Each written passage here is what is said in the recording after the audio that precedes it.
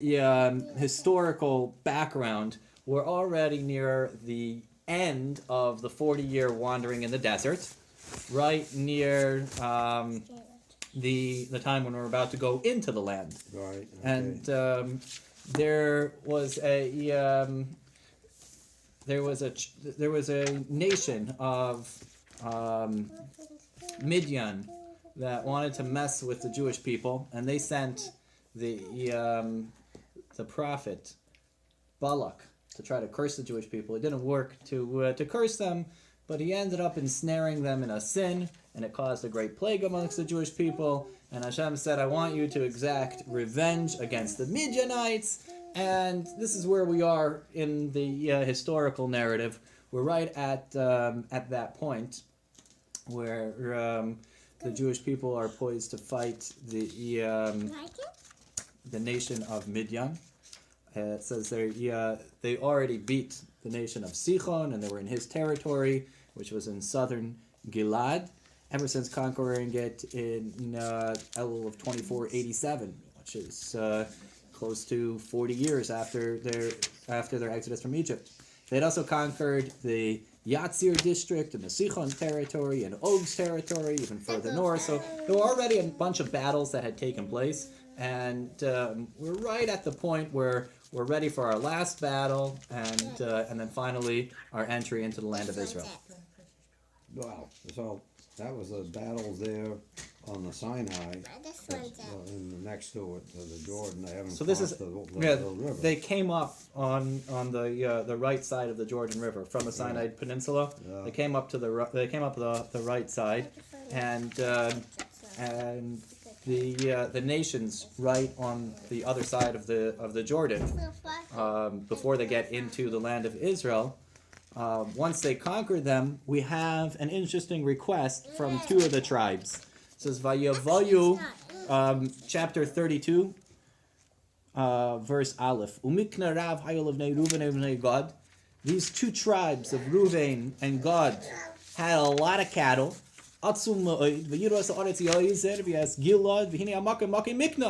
they saw what type of place is this? What type of land were they traversing? It's a land that's great for their crops. So the coalition from these two tribes came to Moshe, V'el Elazar HaKohen, and to Elazar the Kohen, V'el Nesiah Eda Lamor, and to the princes of the nation, saying, Atoris v'divoin v'yozev v'nimara v'cheshben v'elano v'shvatin v'yovohin ha'aretz asher hiko Hashem lefanai lifnei adas Yisrael eretz miknehi u'lavdecha mikna. Hey, look. What a great coincidence. The land which God had just smite all of our enemies right before us. Guess what? This land is great for herding crops, or herding animals. And we have a lot of cattle. See where they're going with this? So they're going to take those tribes from the 12 wives, the ones So that are the herders, right? So that's their request. They said, please, if we find favor in your eyes,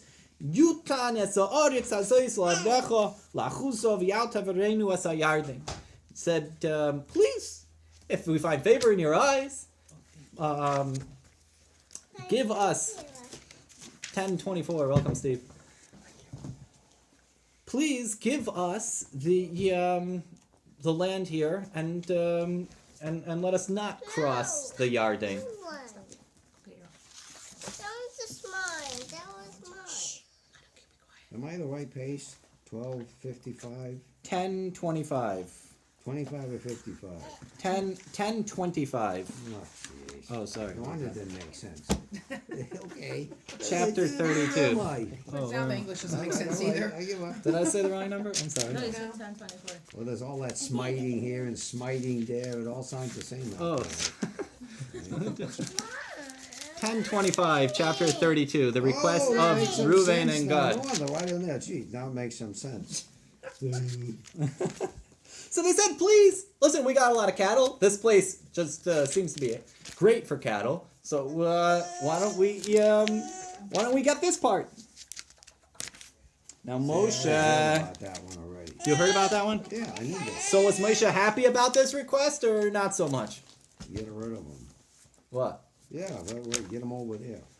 Leave him here, no problem? Oh, thank No, you. Moshe had some hesitations. Read Pasuk 6. They did it anyway. Because of their lofty intentions, Moshe agreed to their idea in principle, but he had one major misgiving. Moshe said to the descendants of Gad and to the descendants of Reuben, should your brethren go to war while you stay here? Why do you discourage the Israelites from crossing the land that Hashem has given them? They will think that you're afraid of going in and fighting because, just like the spies didn't want to go into the land of Israel, so now they're saying, look, here, you guys, you want to stay on the other side of the Yarden, you don't want to go into Israel, you're afraid to fight the enemies there. What's that going to look like? You're going to scare everyone into thinking that it's too scary to fight them. Right? He was accusing them. He was accusing them of the same thing that the spies had done. You following the story so far? So Moshe said, does it make sense? Your brothers are all going to go to war, and you're just going to stay here. Like, oh look, we got this land already. Let's just stay here. Why do we need to go into Israel? Moshe was like, hold on a second. Your brothers are going to go and fight, and so the tribes Reuben and Gad respond by saying, don't worry, we're not going to just stay here and settle the land. We'll set up shop. We'll make some pens for our animals, and we'll then go in together with all of our brothers, and we will fight until the entire land of Israel is conquered. And afterwards, we'll go back over the Jordan River and come back home to where all of our sheep are. And so Moshe makes a twofold condition. On the bottom of page 1027, Moshe agrees. He says, if you're willing to fight, then you can have this land on the other side of the Jordan. But if not, then you cannot have this land, which is one of the places where we learn how to make conditions. You always have to make it twofold. You say, if yes, then fine. If not, then no. It's not legally binding until you say it in both directions. Now, if we look on the map on page 1029,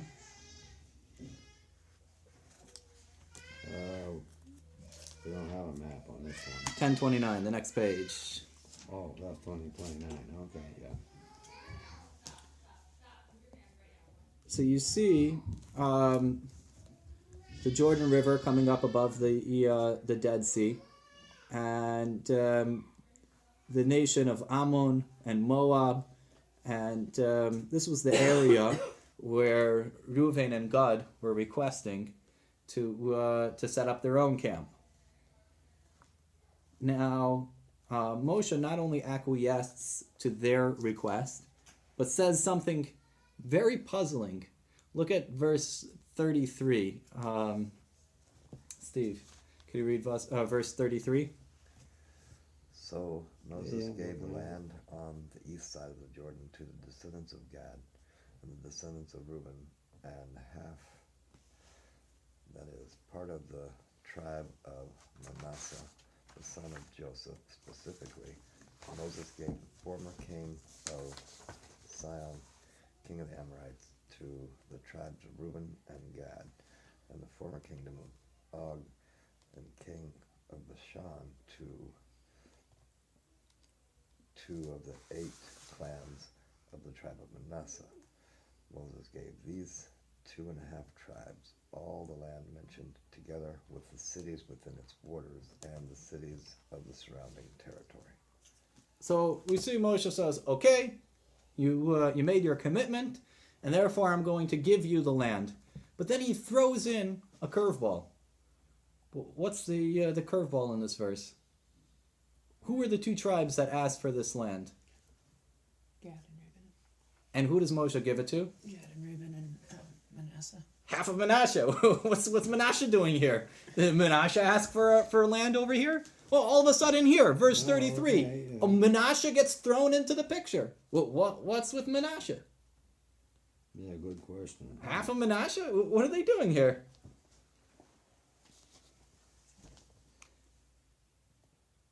And as that, the Joseph, as the real Joseph one that came into Egypt, is that the bunch? Menashe is half of the tribe of Yosef. Yosef got split into two.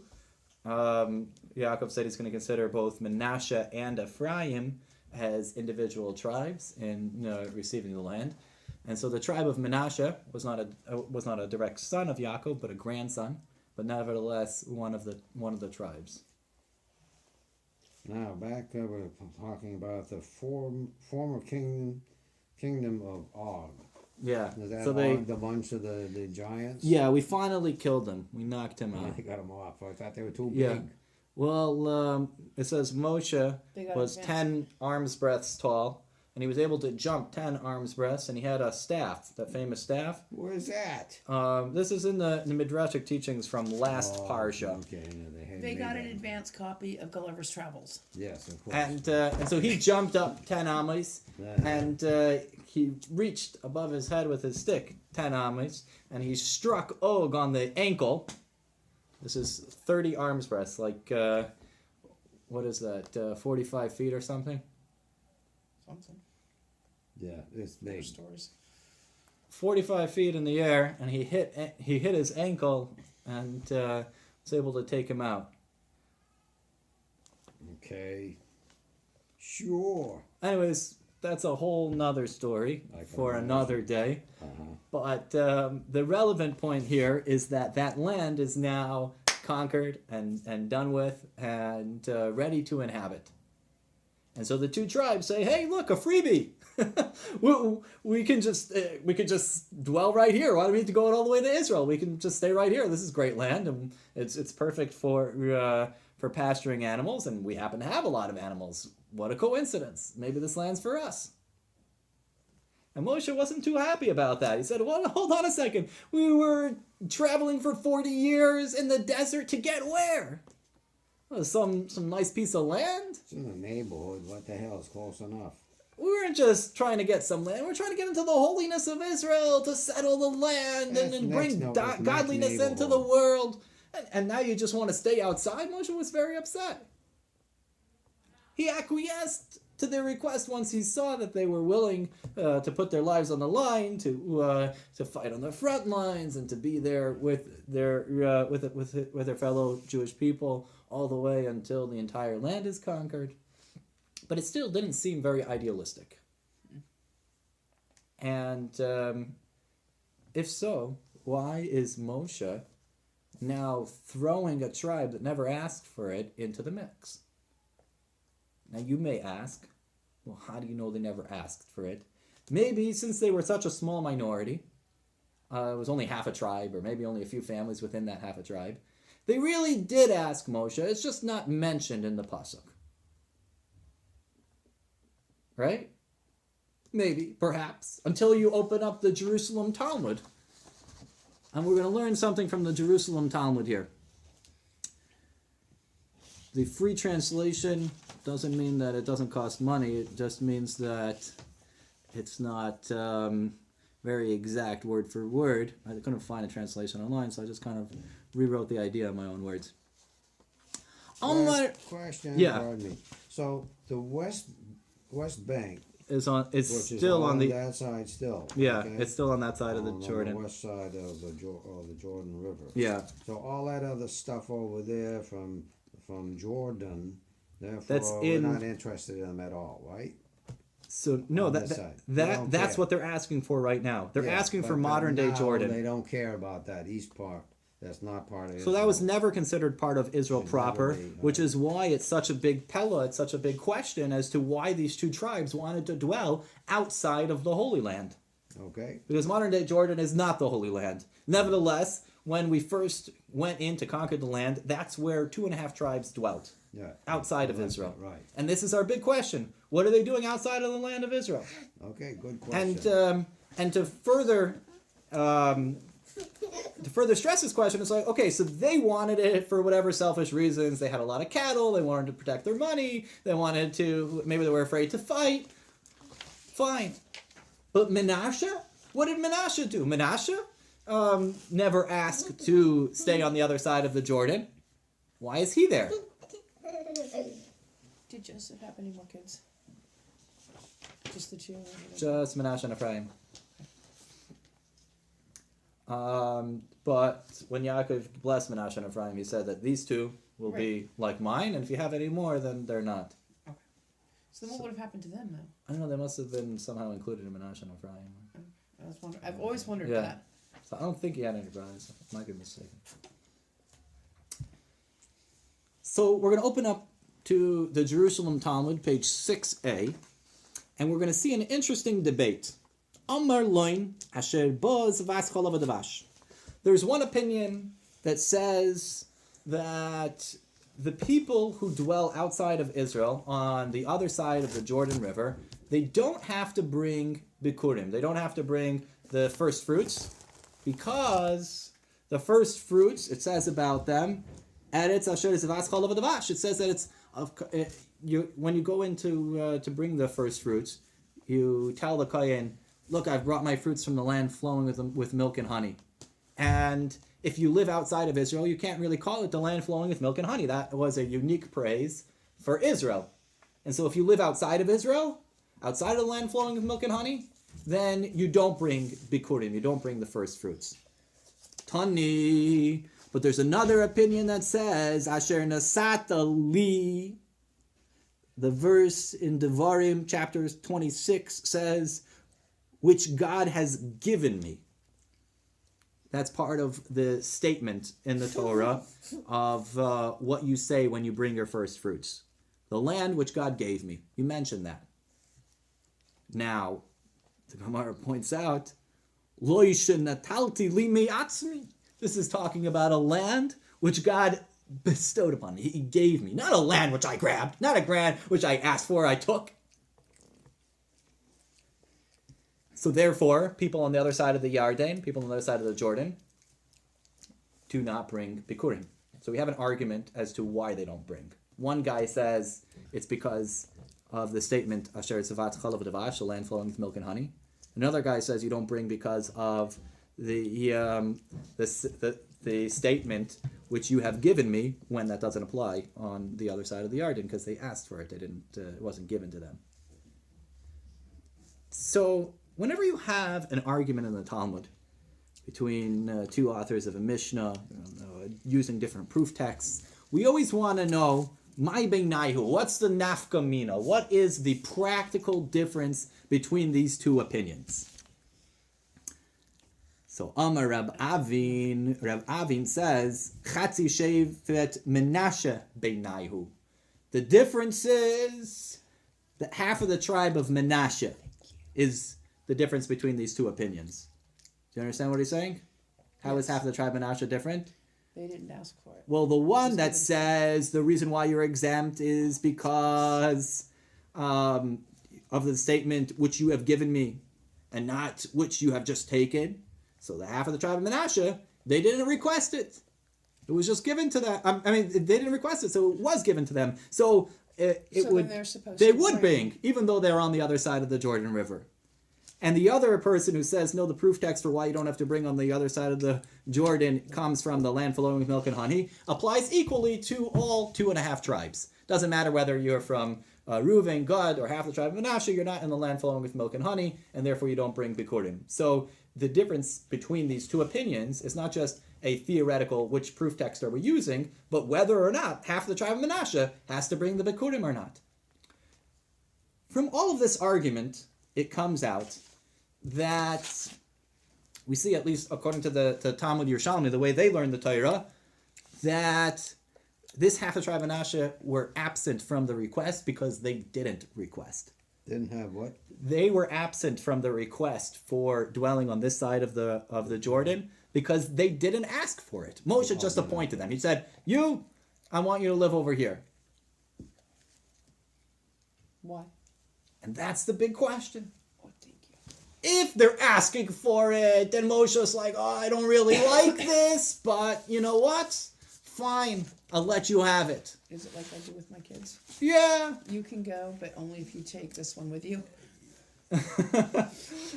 So that seems to be an inappropriate thing to do as a parent if you didn't like where it is that the kids are going. Let's say you didn't want your kids to watch a certain movie. It wasn't, up to your part. But they convince you that it's not so bad and it's whatever. And you say, you know what, fine. You two who are begging me to go to the movies can go. Just bring this other third one that never asked to go to this movie and wasn't interested in the first place. Bring him with you. Does that make any sense? Well, no, but if they're going to, like, somebody's barbecue. But if it was something that you had opposition to, you didn't want them to do it. It's not a bad thing. I don't really want them to go. I don't trust that they're not going to find trouble. There's no trouble to be had necessarily, but some of my kids are more mischief bound than others. That's just the reality. Right. So when I want them not mischief bound, I say, "Hey, Matthew," because Matthew's not quite as mischief bound as they are. Well, we'll see. How Moshe's appointing them to stay there was partially to be there for them, but not really at their expense or sacrifice, as it looks like from the onset. So the big question is, okay, fine, if you give in to the two that asked for it, fine, they're asking for it. But if Menashe didn't ask for it, like we see from this proof in the Talmud Yerushalmi, the Jerusalem Talmud, then why did Moshe give it to them if they weren't asking for it? So Nachmanides, you heard of the Ramban? Of course. Not the Rambam. This is the Ramban. I know, there are two of them, I know. Nachmanides, who lived from 1194 to 1270. So he writes a commentary on this verse here, 32-33, the verse that we're dealing with, verse 33 on page 1029. He says, on the very beginning, the tribe of Menashe didn't go and ask for this land. But when Moshe agreed, and then he divided that land on the other side of the Jordan into two tribes, he saw, wow, we're dividing up this between two tribes, we're dividing the whole Israel between all the rest of the tribes. This is quite a large piece of land. And so he said, okay, he said, Reuben and Gad are dwelling on this side of the land. Any other takers? This is a big piece of property. Let's divide it up a little bit better so everybody gets an equal share.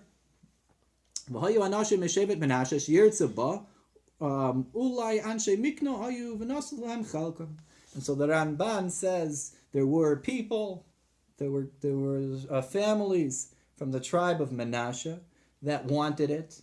Nachmanides says maybe they also had a lot of flock, and therefore it was a good fit for them. And so Moshe decided to give them their part. So his commentary on this is, why did Moshe give it to someone else? Was because once these two tribes were asking for it, he realized, hey, this is a big shtick of property. It was a big piece. So we need to divide it up a little bit more. Any other takers? And he had a taker, half the tribe of Menashe. But we know from the dialogue that happened between Moshe and these two tribes that he was not very happy with the tribes dwelling on the other side of the Jordan. And so even if there is a surplus of land, let those who wanted to live outside the Holy Land dwell there. Give them as much land as they want. Who cares? There's an infinite amount of land outside of the land of Israel. There's a whole earth, right? But inside the land of Israel, that's where we have to be picky. Everybody gets their little piece. So just because there was a lot of land on the other side of the Jordan River, he decided to give it to another tribe. It's like, how does that make sense?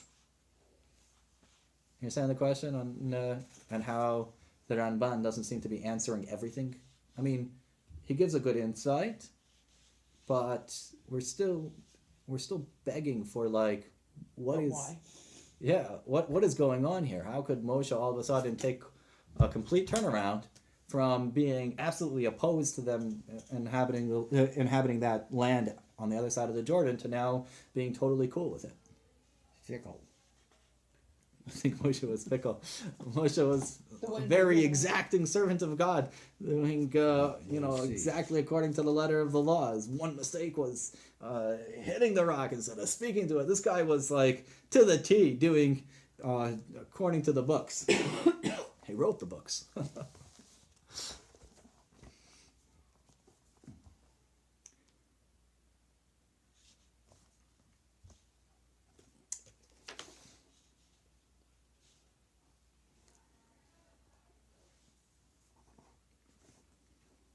So we'll understand this by first kind of going off tangent a little bit. The style of Talmudic learning a lot of times will be to present a question and then to go off and explain a certain theme or an idea. And then with that understanding of the new theme and idea, it'll wrap around and answer our original question. So our first goal is to explain how the tribe of Manasseh dwelling on the other side of the Jordan River is really a positive thing, and then understand why that is, and then once we understand that, we'll get into what Moshe Rabbeinu's role is in inhabiting the land of Israel, and why it was so important for Manasseh of all the tribes to dwell on this side of the Yarden, and also why that was split into two. They had half on one side and half on the other. But we're going to, that's a general outline for what we're about to do.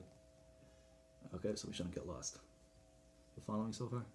If you have any questions with the train of thought, please ask.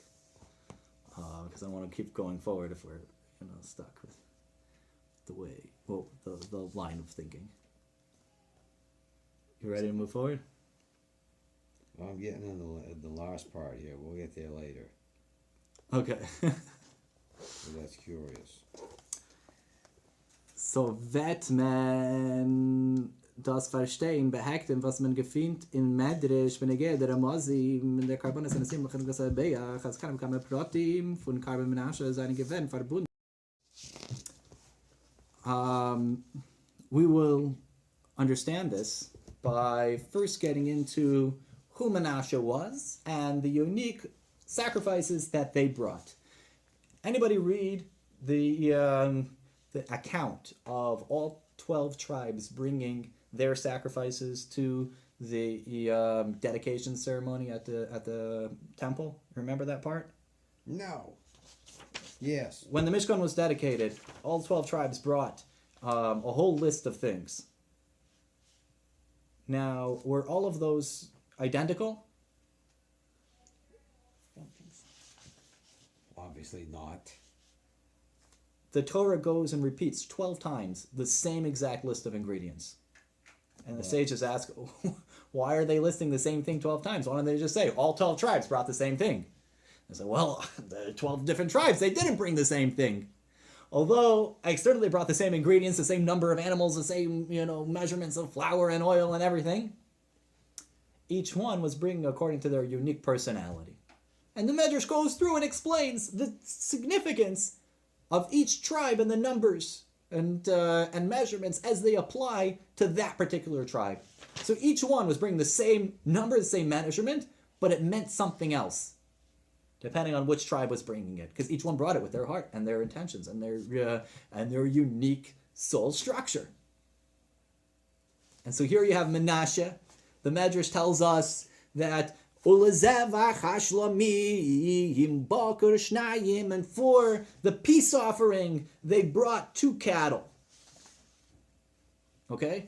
Always remember, everyone brought 2 cattle. But it tells us about Menashe in particular. You know what the Medrash tells us about it? Why did Menashe bring two cattle? They brought these two cattle because their tribe was destined to be split into two. And they were going to get two inheritances in the land. One on the other side of the Jordan River before you get into Israel, and one in the land of Canaan in the Israel proper. So you see, the Medrash is saying that they're bringing sacrifices, praising Hashem for the two-part inheritance that they got, which makes it seem like a positive thing that they're getting land on the other side of the Yarden. And also a positive thing that it was divided into two, which you would generally think almost like a punishment. Oh, you get to, we have to split you up. But no, here they're bringing carbonis to thank Hashem for that, as if this is like, a big gift that they're getting.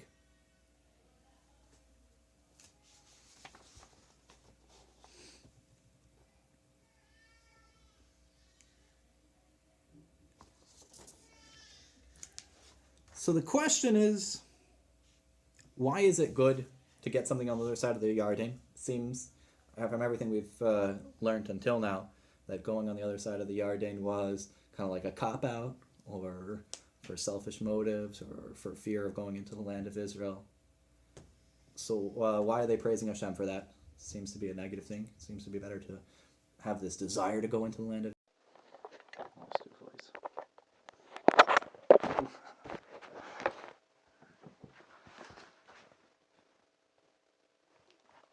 So v'yesh leimer habir b'zeh. Let's now start to try to come around to the answers.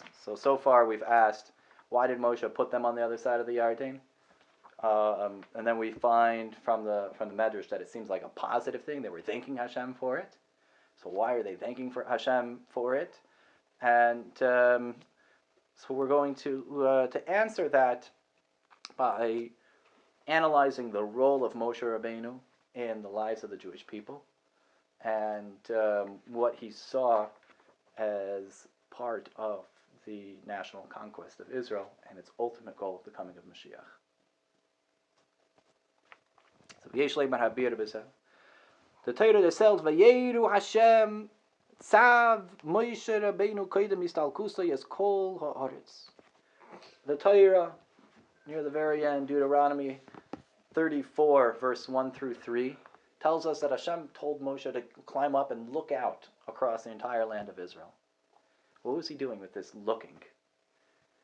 So the Talmud in Bava Basra says, Amar Rav Yehuda. Rav Yehuda says, Amar Shmuel, instead of the name of Shmuel, Kol she'irhu HaKadosh Baruch Hu l'Moshe chayiv b'maiser.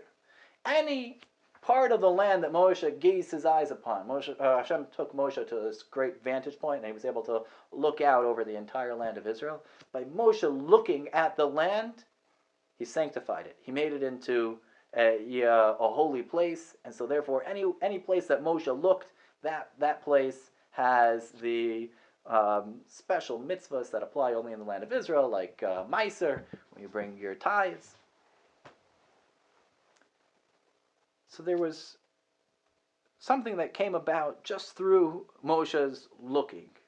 Even though Moshe wasn't able to actually go and help them settle in the land, for whatever reasons, Moshe wasn't allowed in. Every essential part of our history and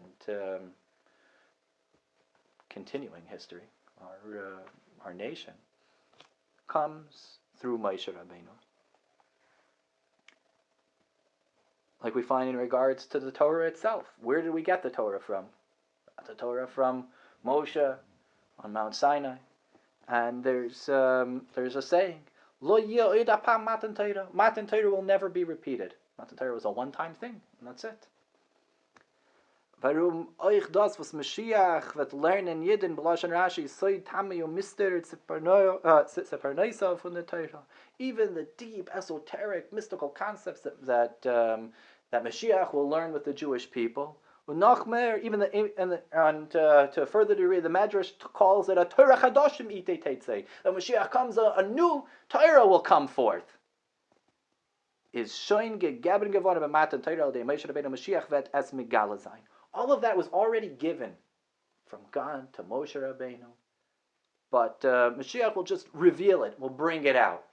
So when we say a new Torah will spew forth with the coming of Mashiach, we don't mean where the Old Testament is going to be invalidated and we're going to have, God forbid, a New Testament. No, the Torah is one and eternal and everlasting, but Mashiach will reveal an inner dimension within the Torah's Moshe. The same truth of the Torah will still all be there, but he's going to reveal an inner dimension, like a new dimension of the Torah that we never saw before.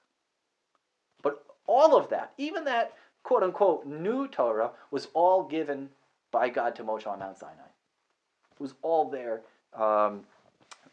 And so everything essential of the Jewish people comes through Moshe. Al derech zeh gefindt men benegei geulas Yisrael, as kol inin hagula euch geulas sida is verbunden mit Moshe Rabbeinu. A fundamental concept in Judaism is salvation, liberation. Our exodus from Egypt was not just the first exodus, but it was the first step in an ongoing exodus process. So geula, redemption, which is part and parcel with what Judaism is all about, starts with Moshe.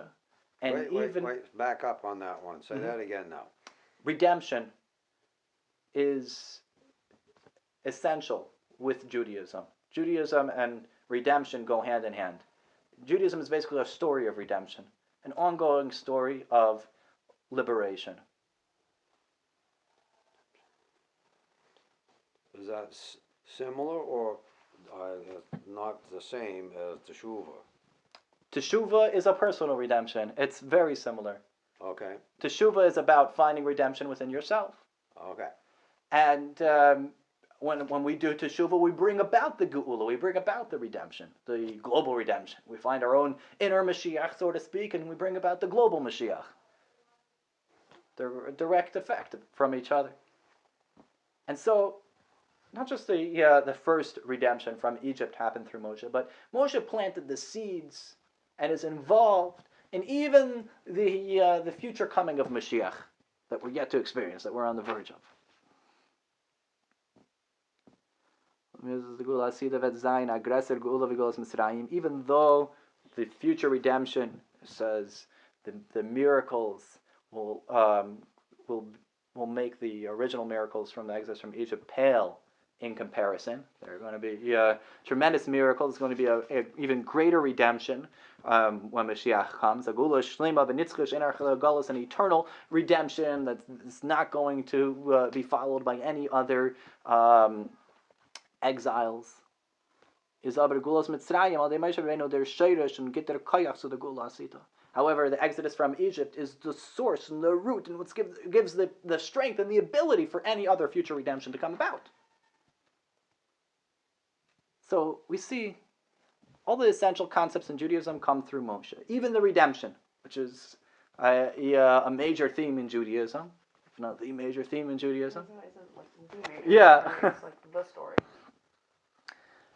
Even that comes through Moshe Rabbeinu.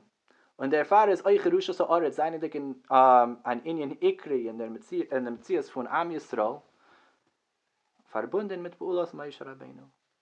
Which is why the inheriting the land, which is a fundamental part of that process, also came through Moshe Rabbeinu. And the Riber Afalpi as Shama Loi Savor, even though Moshe Rabbeinu couldn't cross the Jordan and really help them settle in, he had to at least see it with his eyes by gazing upon the land and setting them up for that future conquest. Now, when it comes to inheriting the land, we find that when Mashiach comes, that land will be expanded. When we first went into the land, we got the strict land of Canaan. When Mashiach comes, we're going to get 3 additional parts called Kini, Kenizi, Vikidmaini, which are all areas on the other side of the Jordan River. Says prophecies about Mashiach that when Mashiach comes, Hashem will broaden your borders. See, now this is you have to explore, and much greater detail, because expand was started by, well, when Israel will expand, we're going to have actual physical, geographical areas. So you're going to be, even after dead, you have the messianic future, and the people are all dead. They're going to still be walking around in a piece of territory. Why do you say they're all dead? When Mashiach comes, the whole concept of death is going to be eradicated. So they're going to be just like normal people for the rest of their eternity. Once Mashiach comes, Yeah. we're going to, on the one hand, be tangible beings like we are today, but we're going to see the godliness in everything. How about The two won't. How about the previous dead ones? So they'll start coming back to life. All of them? It says, Kol Yisrael yesh lem so chelek we're l'olam gonna- haba. All Jewish people get a portion in the We're world gonna to see come. about that, yeah. And how about the ones that are not the Jewish people? So, Forget about them. so there isn't a concept of Techias HaMesim. The what? The arising from the dead Yeah, doesn't apply. but suppose they're not just being Jewish. Huh? So is everybody else really completely obliviated by the fact that you're not Jewish? No. All the other people are not going to come back to alive. The people who passed away previously, but That they're not Jewish ones. That they've already been dead. Are they going to be resurrected also? no, we said resurrection is a uniquely Jewish thing. It is or is not? It is. Resurrection? Yeah. Well, that's not unique. All kinds of religions use that. No, I'm saying that when Mashiach comes, Yeah. the resurrection of the dead, which is this unique concept, is going to happen uniquely to the Jewish people. Yeah, just for Jewish people. So everybody else Right. is like just a piece of dirt. That's it. All the rest of them. Is that it? Is that how you? Just that little bit? Is that how you view anyone who doesn't No, I'm wake up from the dead? I'm asking. Not I'm saying. I'm asking. I already answered your I'm saying, question, but I'm saying, that's why what do I'm you saying. view them in this negative light just because they're not waking up It from is the dead? because it's just one little bunch of humanity, and all the rest of them, forget it. Who needs them? I'm saying this is a crazy miracle that somebody's going to, somebody who passed away 300 years ago is going to arise from the dead. Yeah. That's normal. That's pretty ridiculous. Yeah.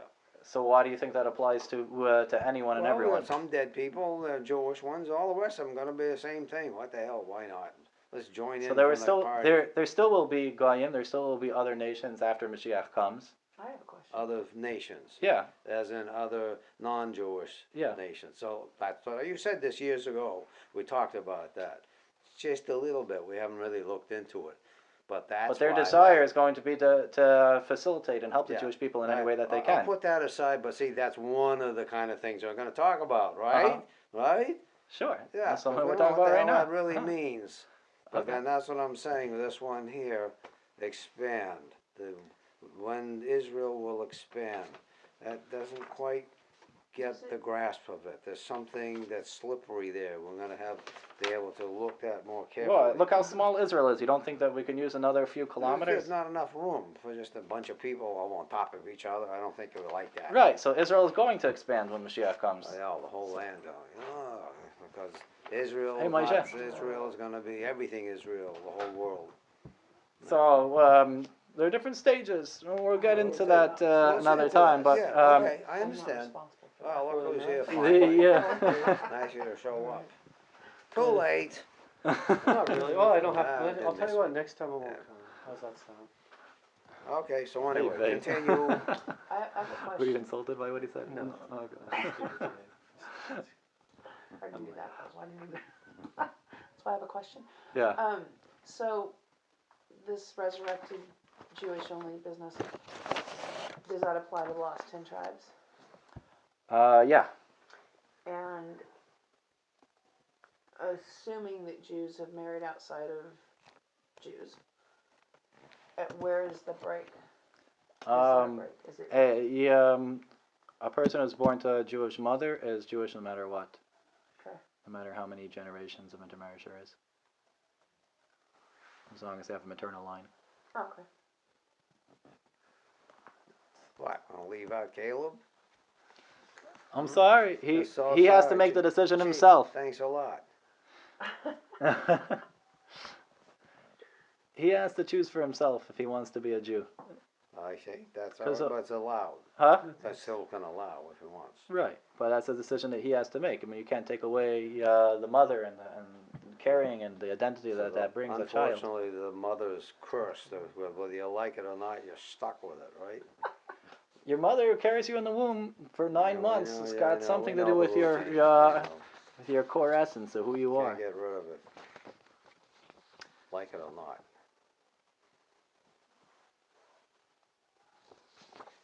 When Israel will expand, this doesn't really cut it. I don't quite get it. So, anyways, settling in the land of Israel is a spiritual task. Going in, making this world, the physical world, where you take an abstract God who's beyond the physical time and space, and you bring God and you reveal God within the very confines of our reality, which is what the dwelling in the Eretz, in the land of Israel is all about. Israel and dwelling in that land is like the archetypical example of holy living. But that's not just supposed to be something that's isolated to the land of Israel. It's ideally supposed to be something that spreads. If you have a good idea, you have a good message, that message is not just supposed to stay in one little place. The message is supposed to spread. So although it starts in the land of Israel, it's supposed to eventually spread. When Mashiach comes, when the Jewish people live as they're supposed to live in Israel, that has an impact on the rest of the world, transforming the world around them into Israel. Which is our job, no matter where we are, is to transform where we are into an Israel-like place. It's not just the physical geographical location, which has its holiness in its place, but it stands for something. Now, this concept of expanding Israel, expanding that divine consciousness that Israel stands for into the rest of the world, is something that Moshe Rabbeinu wanted to be a part of. And that's why Moshe was pushing to get the tribe of Menashe to dwell on the other side of the Jordan River. Weil der Inyan von Eber HaYarden is me'ein v'dugma zu der Inyan von Yarech HaShem HaKalachas Gavulcha. Because this parallels that future prophecy of Israel, that divine consciousness of dwelling in Israel, expanding beyond the borders of Israel. This is a safa of Gavulcha. This is a literal expansion of the borders of Israel. Warum afilu Leute des Ever Yarden is nicht in Eretz sheyuf to kol hafram bebris ben abasorim. Das bedeutet was Yarech HaShem HaKalachas. Any way you slice it, whether you consider this land to be a part of Israel proper, or an additional part, or literally nothing to do with Israel, we see them dwelling on this part of the Jordan as expanding where they were originally planning to live, expanding the borders of Israel. Whether that transformed it into the holiness of Israel. Generally, we say not so fast because they weren't responsible for the same mitzvos as you have in Israel, and they didn't have to bring bikurim. Like, there were differences between those two lands, but we see the beginning, the seeds planted for this future redemption of that divine consciousness of dwelling in Israel expanding. Therefore, they can expand all the way right down here to Manila, right? Exactly. That's our job. Oh, we got it. All right, I can stay home right there. Like. And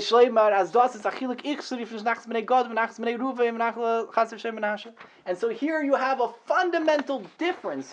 What are the three major differences between Reuben and Gad's acquisition of the land and that of Menashe's? The Nachla from Gad and Reuben bei Yarden is gekommen mit Zerba. These two tribes of Reuben and Gad, they asked for that land. It was like their personal request. No, you go. Yeah. And it was machmas dem vos chivaseyes memoinam. They were doing it for their own personal wealth, their own personal reasons. That's why they wanted to stay. They had a lot of flock they wanted to take care of. And in an oifin as sulib dem seinen ze gewen great zum evatzer sein in chalkam eretz Yisrael shnas not son lahem Hashem. And they were ready to dwell on this other side of the Jordan, forgoing the land that was destined to them in Israel. So Reuben and Gad, they wanted to go in they requested it. They wanted to go in to protect their money, and they were ready to give up their own portion of the land for it. However, the half of the tribe of Manasseh is as good as even Halki. They wanted to go in a completely different way. Their portion of the land, Moshe Rabbeinu gave them. They didn't ask for it. And through their inheritance in the land, they started the process of the future conquest.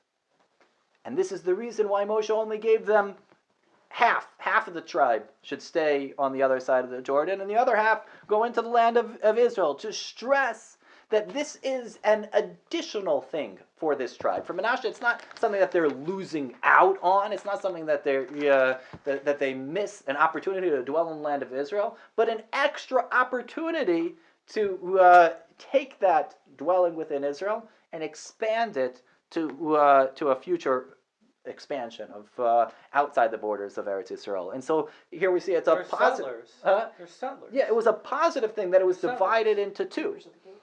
They had, just like when Mashiach comes, you're going to have a portion of the Jewish people living in Israel proper, and some Jewish people living outside of that land, but in the new Israel and the expanded borders of Israel. So to here, it wasn't like the tribes of Reuben and Gad that said, okay, we're not going to live in Israel, we're only going to live outside of Israel.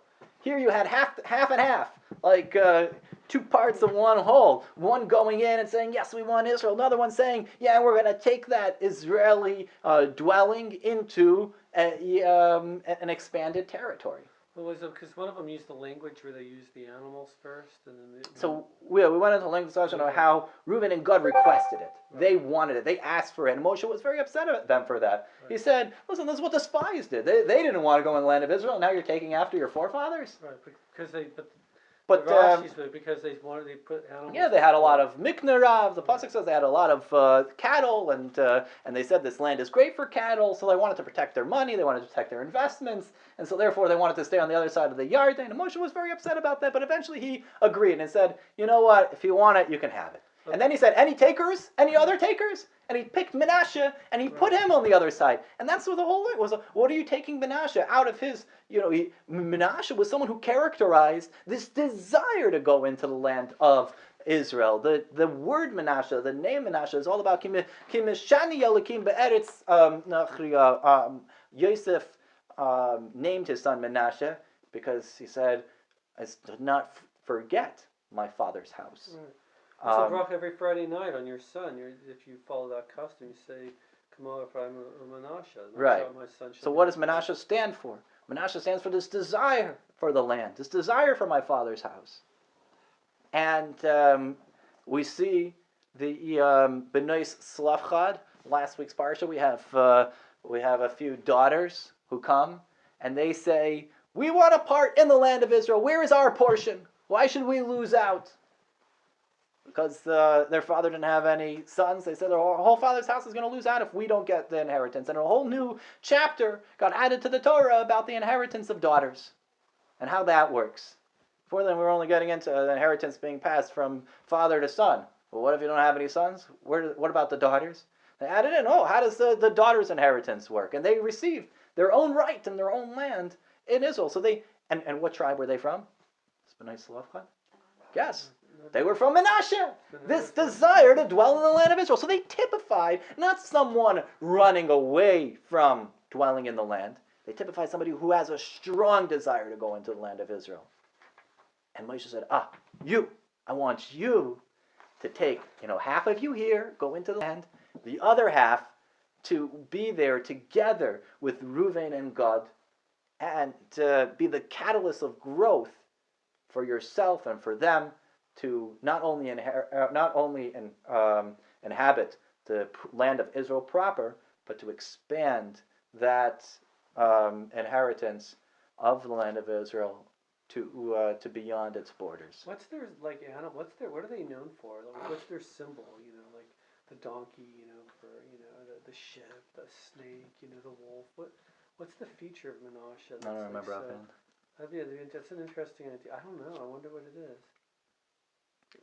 Produce, they're farmers. I wonder what their tough kid is or whatever. And it's totally on Moshe. Moshe totally came up with the whole idea of putting them in there. Yeah. So he saw because these people, the tribe of Manasseh, had a special yearning and a special longing for the land of Israel. So Moshe Rabbeinu chose them to be a paradigm of what the world is going to be like when Mashiach comes. Taking that Torah consciousness and not only implementing it in the physical land of Israel, but then broadening it to the rest of the world. But it's kind of submissive. They didn't do anything on their own initiative, it sounds like. It's kind of like they were just told to do something. Right, but that's their milo. That's their advantage in this case.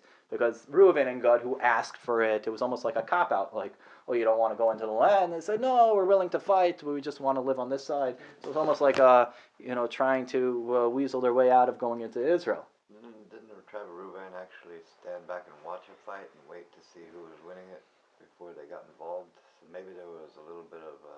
So that was what Moshe was afraid of. He was afraid that they wouldn't take a real charge, a real initiative in conquered land. Your brothers are going to go to war, he said, and you're going to stay here on the other side of the Yarden?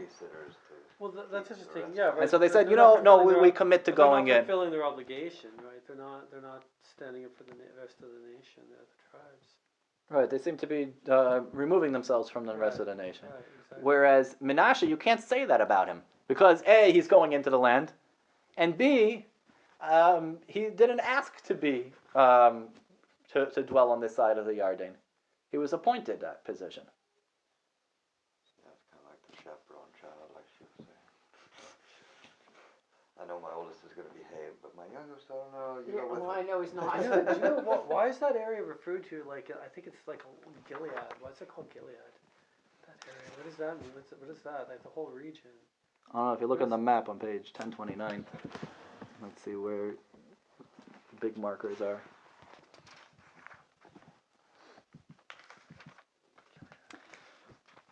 So this parsha of Parshas Matos is always read in the time period between the 3 weeks of mourning. It's called the time between the siege of Israel and the destruction of the Beis HaMikdash, and